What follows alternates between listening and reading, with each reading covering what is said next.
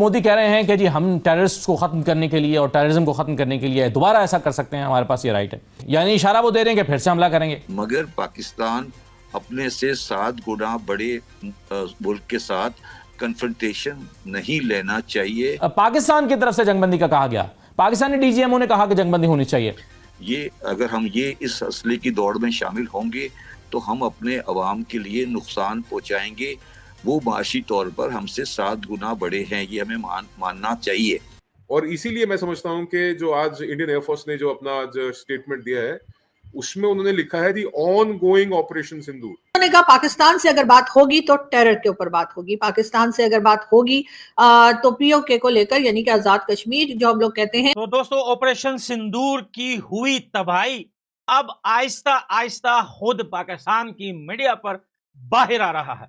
उस टाइम ये लोग बता रहे थे कि हमने भारत के लेडी पायलट को पकड़ लिया, हमने रफाइल गिरा दिए, हमने इतने एयरबेसिस तबाह कर दिए। लेकिन अब जो है 1 से 2 दिन बाद अब पाकिस्तान की हुई तबाही आहिस्ता आहिस्ता खुद बाहर आ रही है, खुद पाकिस्तान की मीडिया से।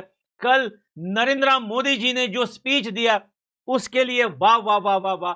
और भैया, आदमपुर एयरबेस में नरेंद्र मोदी जी ने पाकिस्तान को नहीं बल्कि पूरी दुनिया को दिखा दिया कि हमारे एयरबेस के आसपास भी पाकिस्तानी मिसाइल्स जो थे उनका ठिकाना तक नहीं दिखा। और भाई वो जहां से आए वहीं पर ढेर कर दिया हमने। वो भी वीडियो दिखाएंगे। सबसे पहले आप ये वीडियो देखिए। जो पाकिस्तानी भाई बहन देख रहे हैं, मैं उनको बताना चाहता हूं कि आपकी फौज झूठी है, आपकी फौज मक्कार है और आपकी फौज नाकारा है। पाकिस्तानियों, ये हिंदुओं की साजिश है। ये देखो हिंदू किस तरीके से साजिश करता है। आप इसको S-400 मत समझ लेना कहीं गलती से। ये AI से बनाया है मेजर गौरव आर्या ने अपने कंप्यूटर में बैठ के, ठीक है। जो आर्मी चीफ है जनरल आसिम मुनीर, उनको बता दीजिएगा कि भैया आसिम मुनीर साहब, आपने चूरन खिलाया था लाहौरी वाला हमें। आगे से मैं पाकिस्तानियों को एडवाइस देना चाहता हूं कि जब हम जैश मोहम्मद और लश्कर तैयबा पे बम मारे ना, तुम आसपास मत रहना। देखो, शहबाज शरीफ कुछ भी बोल सकता है, शाहिद अफरीदी पाकिस्तान का झंडा लेके गाड़ी में घूम सकता है, वो उसका अधिकार है, उसका हक है, हम कुछ नहीं कह सकते। लेकिन ये कौम से झूठ बोल रहे हैं। इंडियन आर्मी बहुत मारती है, दिन रात कुटैया हो रही है हमारी, ठीक है। अब पहले बड़ा भाई भागा, अब छोटा भाई भागा है। बेटा अगली बार तुमने कुछ गड़बड़ करी तो इतने ब्रह्मोस मारेंगे, इतने ब्रह्मोस मारेंगे, इतने ब्रह्मोस मारेंगे कि तुम कंफ्यूज हो जाओगे कि सांस कहां से लें और बीप बीप बीप बीप। सारे मुसलमानियों को पकड़ के कुएं में डाल के और ऊपर से ढक्कन लगवा देंगे किसी तरह। नेता वेता बनने की ख्वाहिश है, उसको बनवाना है हमको। जिस दिन उसको बनवा दिया आधी दिल्ली कब्जा कर लेंगे। बाबा कमा खा नहीं रहा है, बोला गांजा पीऊंगा मैं मोरी गेट जाके। अभी सुबह 3 पेपर पिलाया वहीं पे बैठ के अपने पैसे से। भैया कट्टा की बात नहीं कर रहे हैं, गत्ते की बात कर रहा हूँ।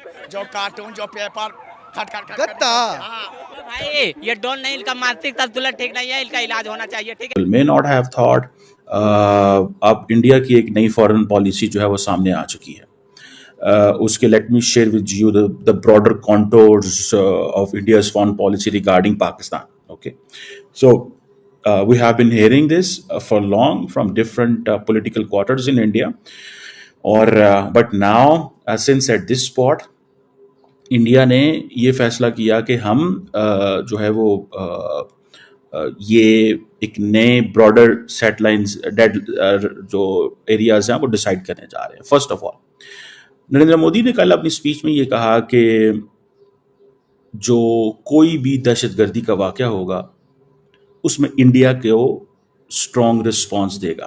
पहली बात कि अगर भारत के अंदर कोई दहशतगर्दी का वाक़या होता है तो इंडिया उसका पूरा जवाब देगा। ये दैट इज़ अ पॉइंट।